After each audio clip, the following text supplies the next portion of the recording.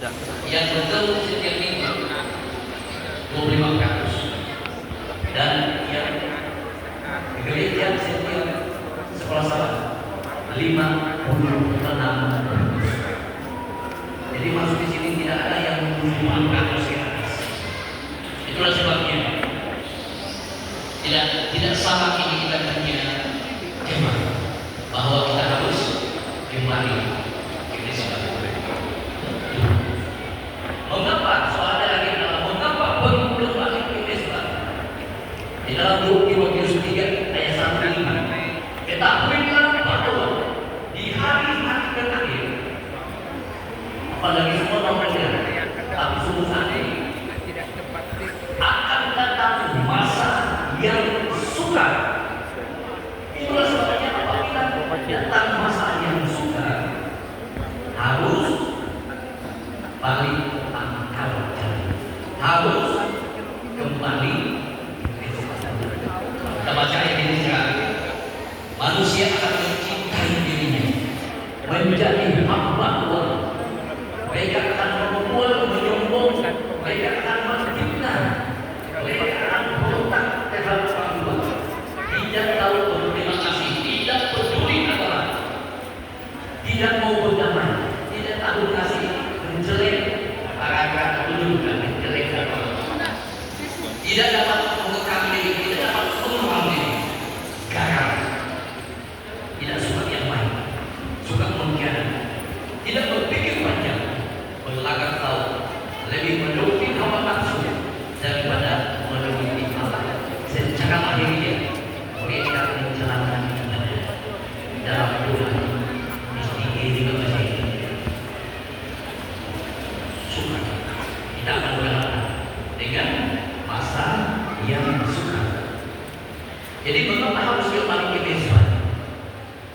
Soal selanjutnya dalam 1 Petrus 5 ayat 8, ayat ini mengatakan bahwa sedangkan berjaga-jagalah lawanmu. Siapa lawan kita? Iblis. Suami-suami, saya selalu kaitkan pembagian inilah yang sedang saya tanggung sekarang. Suami-suami lawan kamu, bukan istri.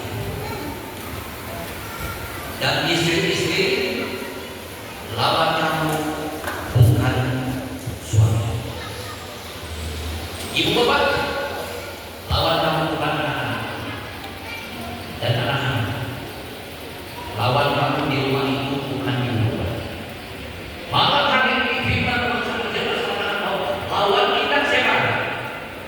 Iblis. Itu lawannya kita. Jadi sesama anggota ada yang bijaksana. Jangan lawan dia, jangan lawan yang ada. Kan bukan pastor lawan kita, bukan ketua gereja lawan kita. Firman Tuhan lagi, lawan kita adalah iblis. Apa dia buat? Apa iblis buat? Ayat ini berjalan keliling, artinya memperbaiki turun di bawah. Dan satu-satu umat dilahirkan nantinya, termasuk tempat kelas kita lalui, yang ini pusing juga. Supaya kalau ada berbuat yang masuk, apa tujuannya? Memasuki rumah kita, mencari orang yang dapat ditelan. Oh, ini bagaimana ini semua orang bakal marah. Berapa banyak orang bakal bilang nampak kita sehingga ada bilang yang halu-halu berapa banyak yang orang masih lalu-lalu itu iblis paling memiliki paling sadar dan paling memakan. Malam hari ini bukan ditelan dia memakan ini, tetapi dia mau menjadikan kita dalam dosa. Dan saya katakan lagi untuk kita semua, baik dia pelanggan Netflix dan film-film, jangan pernah simpan satu pun unsur iblis, walaupun itu lakukan di dalam. Ada amin.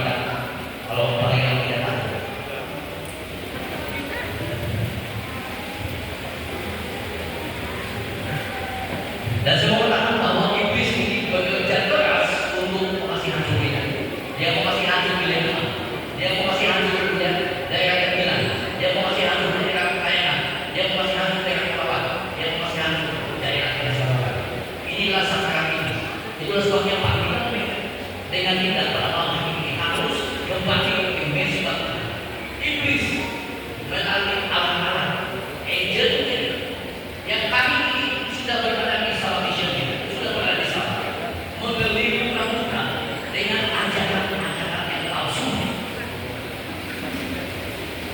Banyak ajaran palsu yang masuk menolak ini jelas sudah dalam buku kita 28 doktrin ini ada di sana. Walaupun istilah ini tidak ada dalam Alkitab, tapi dia tersirat karena ada bapak, ada anak, ada kurus.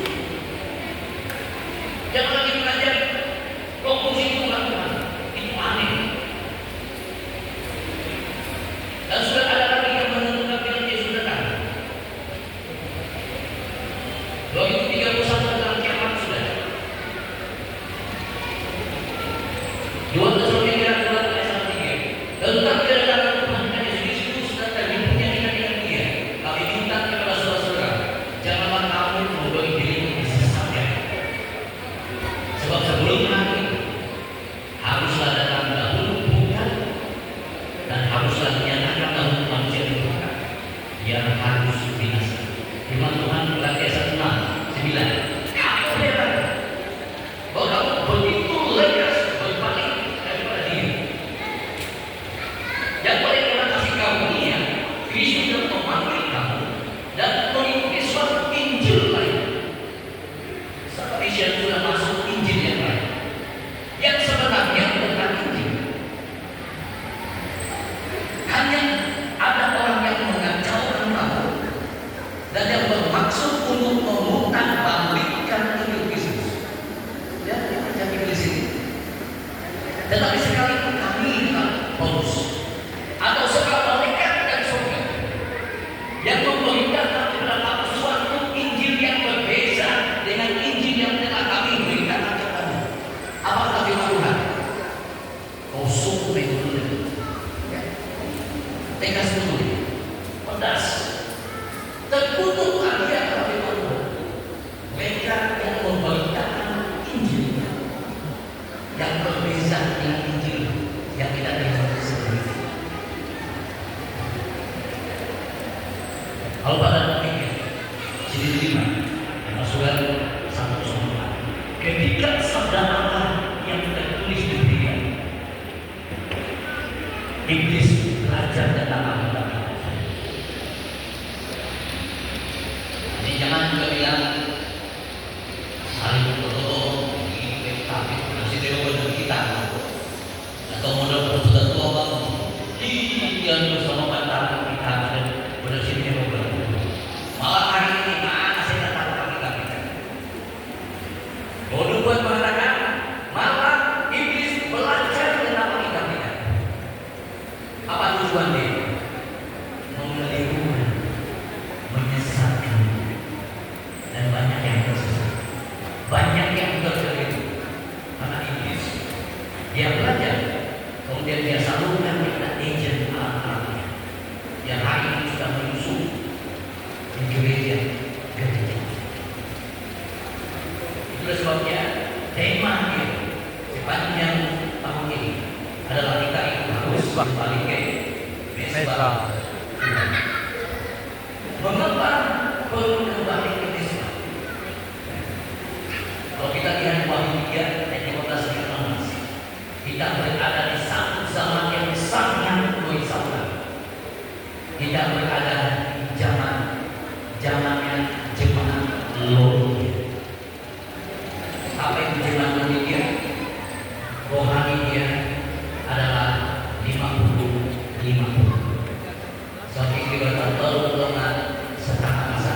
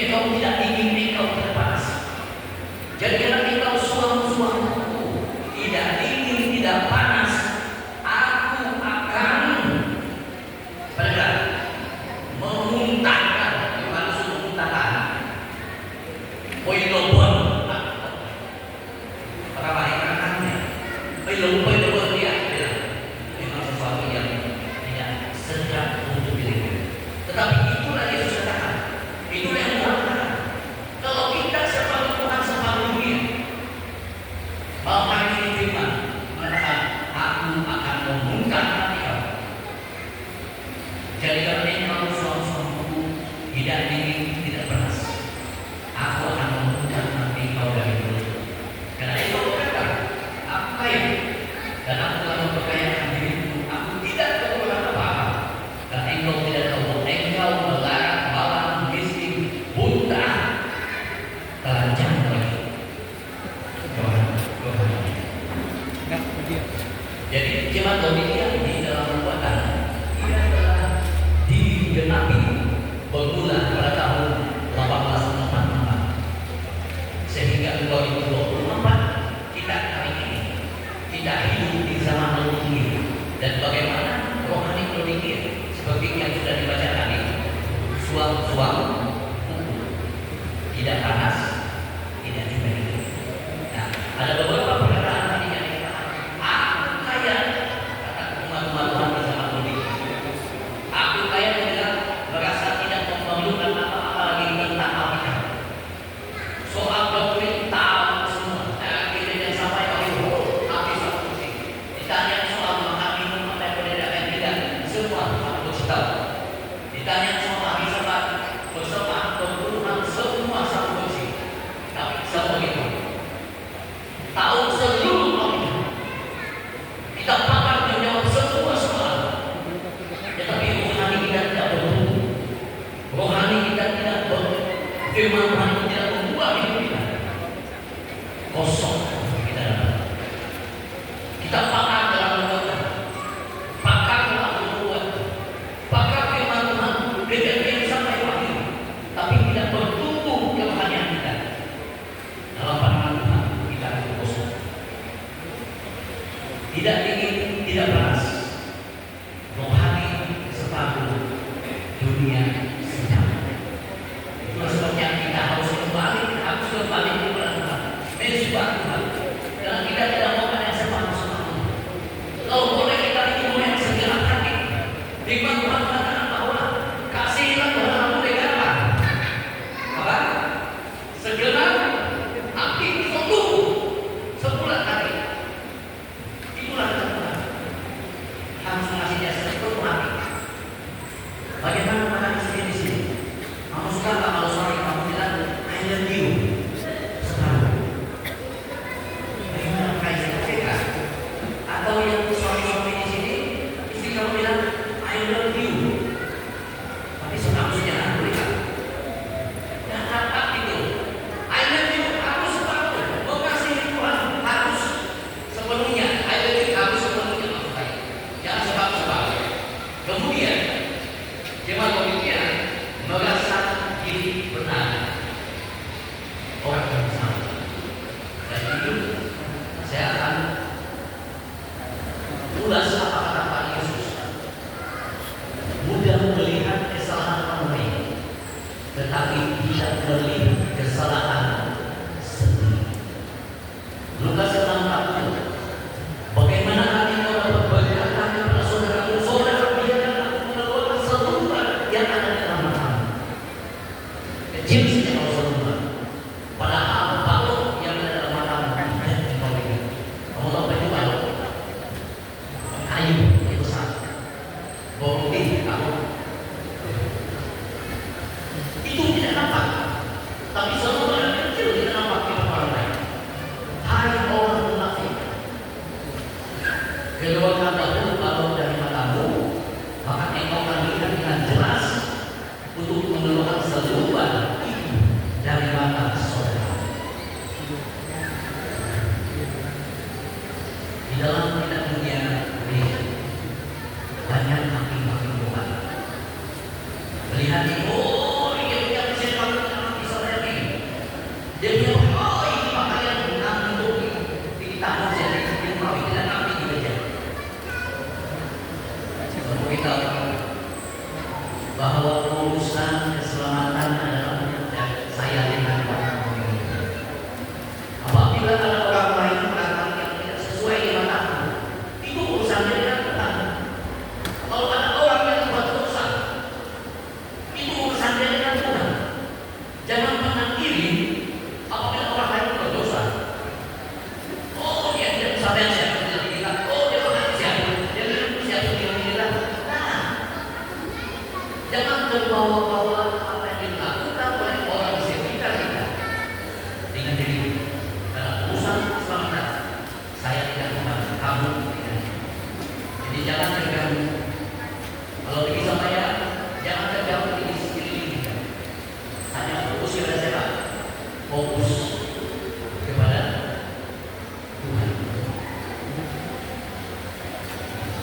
lagi melakukan sesuatu supaya dilihat orang. Matius 10:5. Semua pekerjaan yang mereka lakukan adalah Yesus. Mereka lakukan hanya dimaksudkan supaya dilihat orang. Karena ini ayat untuk saya juga, untuk kita semua. Apa yang saya sampaikan untuk saya? Jangan-jangan saya ini sama yang ada di saya malam ini. Juga berdoa melihat nanti. Haleluya, nampaknya. Hati. Siapa yang boleh nonton hati? Si bocah ini boleh saya orang dekat. Tapi yang melihat hati itu Tuhan.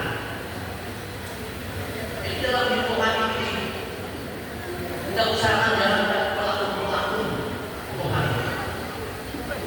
Karena Tuhan ini tidak boleh dilihat.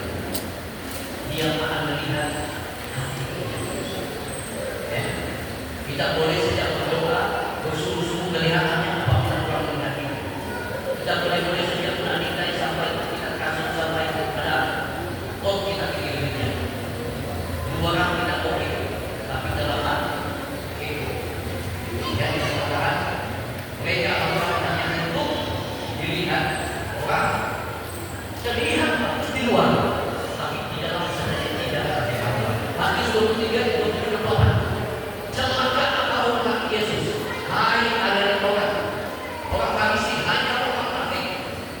Sebab kamu semua seperti ukuran yang dilarang putih, yang di sebelah luarnya memang bersih tetapi yang di sebelah dalamnya penuh dengan ulat-ulat berbagai jenis. Ini bukan saya juga. Jangan-jangan saya sebagai pendeta dan tahun ini saya mau 7 tahun lain sebagai pendeta, berkhotbah, berdoa, melawan banyak hal yang dilakukan, tapi hati saya penuh dengan kehusuan. Hari kita kembali ke Yesus. Pesan nasihat Yesus adalah Wahyu 3:18. Maka aku menasihatkan engkau supaya engkau membeli daripada emas yang di dunia, agar engkau kaya pakaian putih, supaya engkau memakainya dan kelihatan dalamnya lagi minyak yang meluas padanya, supaya engkau dapat membelinya. Dan apa yang dimaksudkan oleh Yesus? Wahyu 3:18. Emas adalah kekayaan rohani, iman yang mulia. Apa itu pakaian putih? Pakaian Yesus. Apa itu minyak mata? Roh Kudus. Itulah sebabnya kita harus kembali ke Mesbah Tuhan dan kita pastikan yang 3 ini akan kita miliki. Pelan-pelan lelah dan untuk mendapatkan kekayaan rohani, iman yang mulia. Bagaimana supaya kaya rohani kita? Bagaimana supaya iman kita mulia? Hubungan kita dengan Tuhan harus benar. Pribadi kita harus berdoa sama Tuhan, bekerja dengan Tuhan, membaca Tuhan. Semua itu membuat kita kaya rohani dan kita akan mendapat iman yang mulia. Kita tidak akan bertumbuh kalau kita hanya mendengar orang saja. Orang Indonesia tinggi, oh ini Indonesia berubah.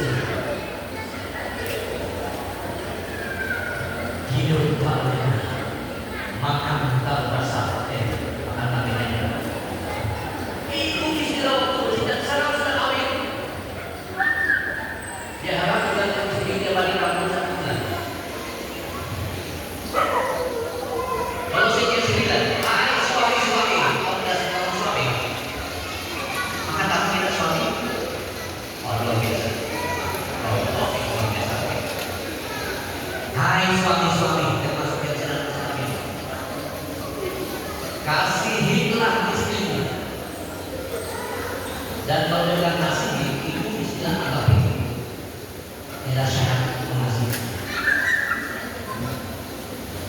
Bukan kasih waktu dia punya budak saja. Pada waktu dia punya rambut hitam semua saja. Pada waktu ketat dia punya kulit saja kita suatu kasih dia.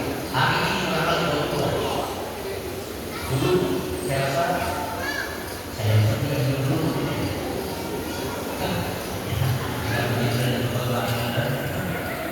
Tapi apapun dia akan berubah. Pasangan kita malam hari ini kasihlah istrimu. Suami, mari kita baca, janganlah 1, 2, 3. Lagi kasih kuat 1, 2, 3. Janganlah berlaku kasar terhadap dia. Amin suami. Kasih kuat, amin. Amin. Itu yang kita mau. Jangan berlaku kasar terhadap istri. Sebelum orang hari ini wanita ibu-ibu ini istri dia suka dengan lemah lembut.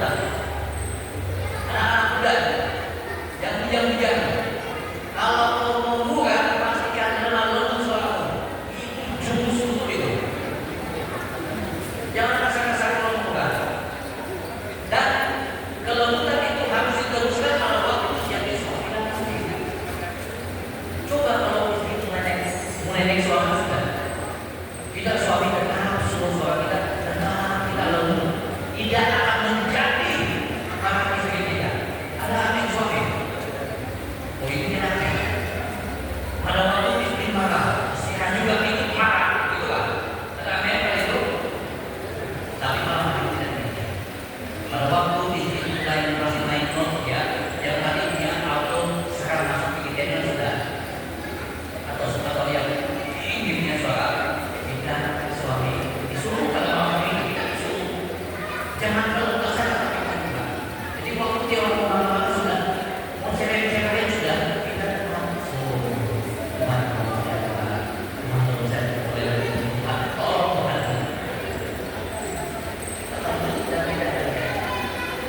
Satu Petrus 3:7. Hai suami-suami, hiduplah bijaksana dengan istri, harus hidup bijaksana.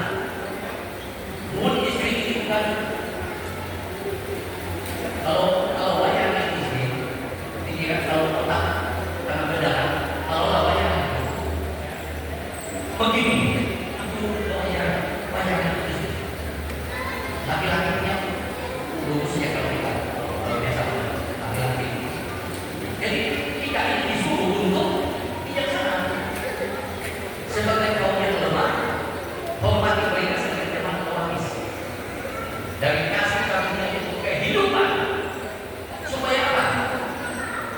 Supaya doamu jangan terlambat. Yang suami-suami lemah terlambat. Karena kita hormati istri, mencintai istrinya kami, menganggap rendah istri, tidak hormat, selalu kasar dengan istri. Apabila berdoa, firman Tuhan katakan, doamu akan terhalang, tidak dijawab oleh Tuhan. Karena kita tidak hormat, tidak lembut. Berbuat pasal 9. Nikmatilah hidup dengan istrimu yang kau kasihi. Berapa lama? Berapa lama? Seumur hidupmu.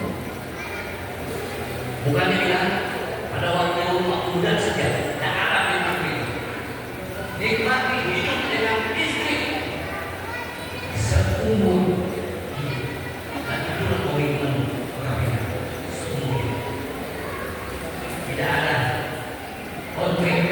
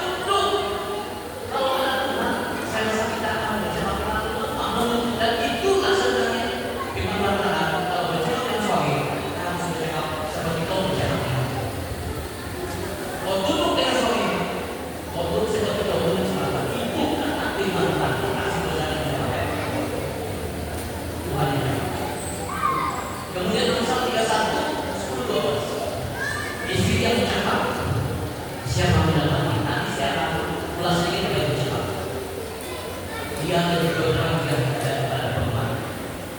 Dia berbuat baik kepada suaminya dan tidak membuat jahat sepanjang hidupnya. Jadi kalau ada negatif kita kurang suami kamu, yang mau kita lakukan. Kalau suami saya suka masak baju kamu panas, dia masak ambil. Dia suka balik ikan.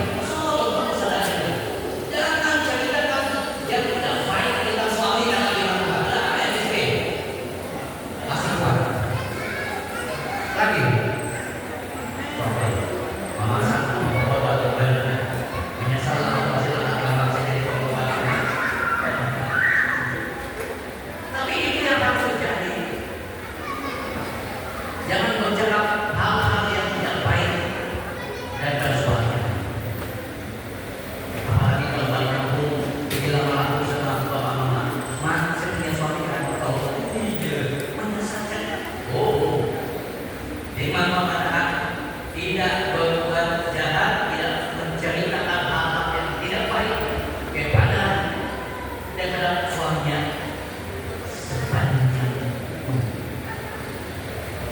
sedikit tidak adalah hal yang salah dilakukan. Istri yang sangat kuat. Kami Amsal tadi, Amsal 1:10, istri yang jahat siapa yang akan mendapatkannya?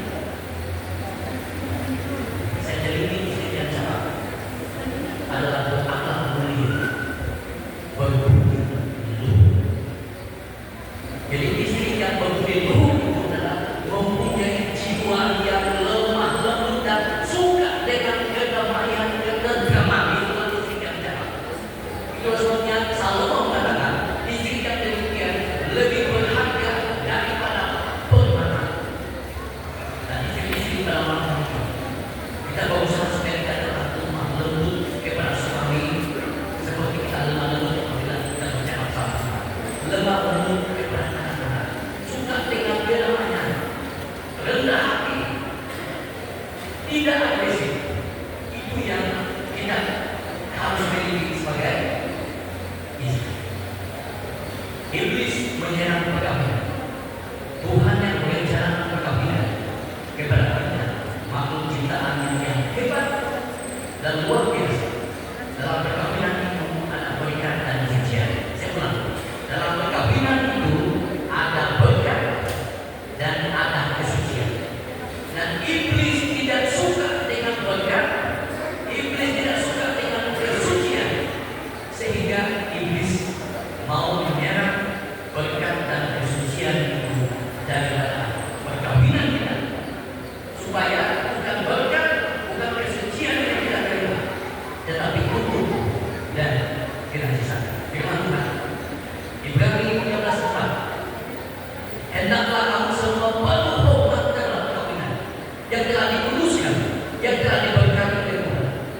Jangan kamu mencemarkan tempat tidur. Suami itu harus hanya diizinkan tidur bersama dengan istrinya yang sah. Kamu jelas. Dan istri hanya boleh tidur dengan suami yang sah. Sebab ini saya mohon maaf tapi ini saya baca saya tidak tahu.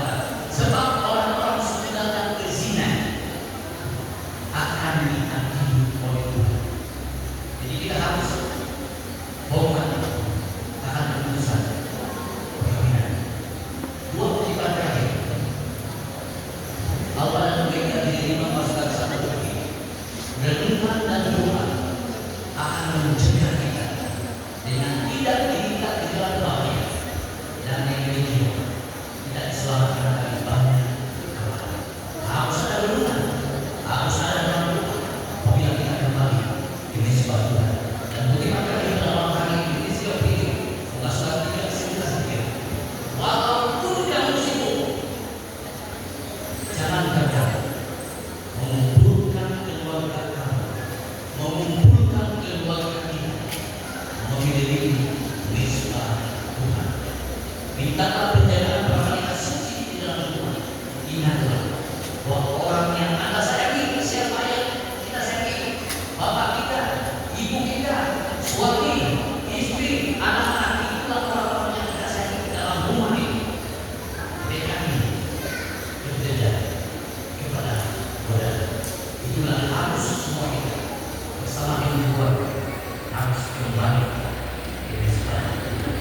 Terima kasih Tuhan. Amin.